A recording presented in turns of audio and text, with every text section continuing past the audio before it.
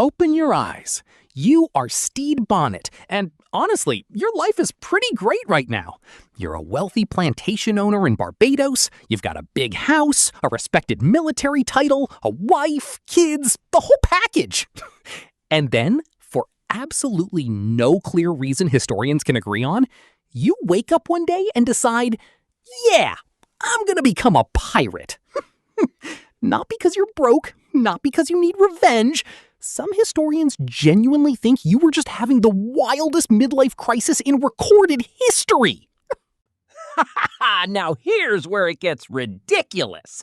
Every other pirate in history either stole their ship or earned command by being terrifying and competent. You just buy your own ship. Full price, cash. Like you're buying a sports car to impress the neighbors.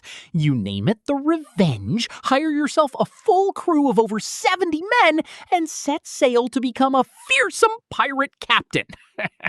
One small problem. You have zero sailing experience.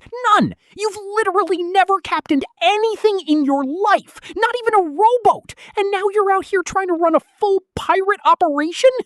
And it shows immediately. While other pirates are out there looking terrifying with scars and eye patches and missing teeth, you show up on deck wearing an actual nightcap. And you bring your personal book collection on board. Because apparently, even as a pirate, you still wanted some light reading before bed. Your crew starts to notice pretty quickly that their captain has no idea what he's doing. And pirates, it turns out, do not respect a captain who bought his job instead of earning it with blood and terror like everyone else. So after months of your crew basically laughing behind your back, you sail up near Nassau in the Bahamas, which back then is Pirate Central, the one place on Earth where every criminal of the sea hangs out. And there, you run into Blackbeard. Yeah, that Blackbeard! Already famous, already terrifying, already has a legendary reputation. And you think, okay, this is it. This is my moment. I team up with the most feared pirate alive and finally earn some respect. It does not go like that. See, around this time, you're also injured. Some accounts say wounded. Others say you're just sick and worn down from the stress of, being terrible at your job. So Blackbeard, being the opportunist that he is, looks at the situation. Sick captain, mutinous crew that clearly hates him, and goes, how about you rest up on my ship for a while, and I'll just have one of my guys handle your crew for you. Sounds like a favor, right? A nice gesture from one captain to another. It is not a favor. It's a hostile takeover with extra steps. Blackbeard puts his own man in charge of the Revenge, your ship, running your crew, giving your orders, while you get moved onto Blackbeard's ship, the Queen Anne's Revenge, as basically a permanent house guest. You're still called captain out loud out of politeness, but you have zero actual power anymore. You eat Blackbeard's food, sleep in Blackbeard's quarters, and watch from the sidelines while another man runs your entire operation better than you ever did in like a single afternoon. And during this bizarre arrangement, weeks go by with you basically a prisoner of politeness on Blackbeard's ship, and Blackbeard pulls off something legendary. He blockades the entire port of Charleston with 4 ships, stopping every vessel in and out, and demands a ransom for medicine. Not gold, not treasure, a literal chest of medical supplies. And you're technically there for this massive operation, but historians pretty much agree your role was being a fancy spectator on his own stolen ship. Even during the biggest pirate flex of your life, you weren't the main character. And then, because apparently the universe wasn't done humbling you, Blackbeard straight up betrays you. He takes off with a huge chunk of the loot, ditches you and your crew stranded on a small island, and disappears without so much as a goodbye. Around this same time, you actually get a royal pardon, a real, legitimate chance to walk away clean and go home to your family. So, naturally, you go right back to piracy anyway. Because if there's one thing you're consistently, impressively bad at, it's making good decisions. And to make the story even weirder, you go back to piracy under a fake name, Captain Thomas. Yes, after everything that's happened, your genius plan is that changing your name alone will make you invisible.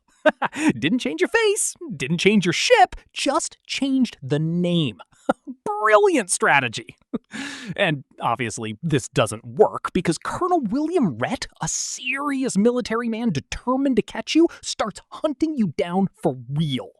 A real naval battle breaks out at the mouth of the Cape Fear River, and this time, for the first time in your entire career, you actually fight for yourself. And you lose. Your ship runs aground on a sandbar, Rhett surrounds you from every direction, and after hours of fighting, you're forced to surrender. You're formally captured and taken to Charleston to await trial.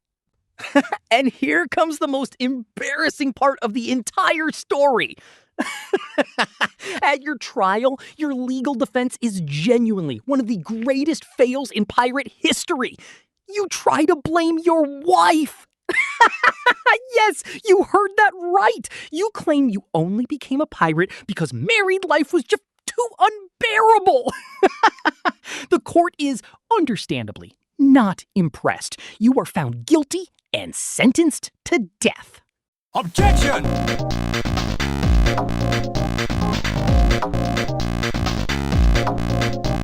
Objection! Hold it! Hold it! Objection! Hold it! Objection! Objection! Hold it! Hold it!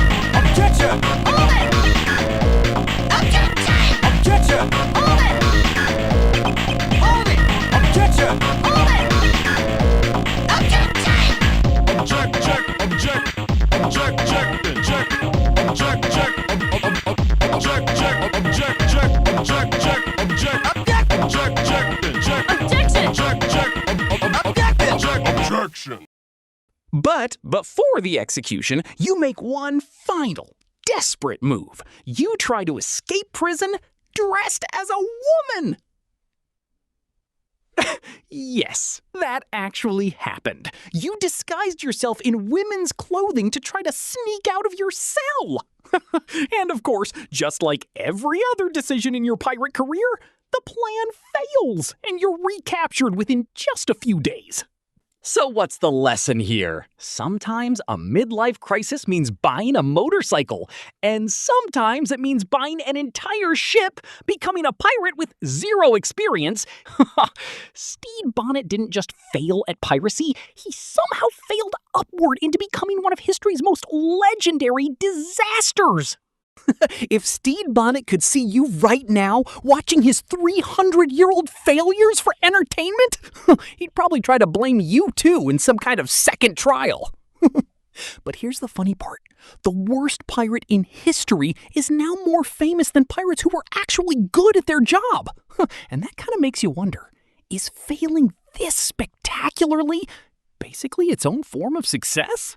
Tell me in the comments, if you were on Stede Bonnet's crew, would you have stuck around or jumped ship at the first chance? And if this story made you smile like it made me, drop a like, subscribe to the channel, and hit that bell so you don't miss the next episode covering history's most legendary disasters. See you in the next one with a brand new historical catastrophe.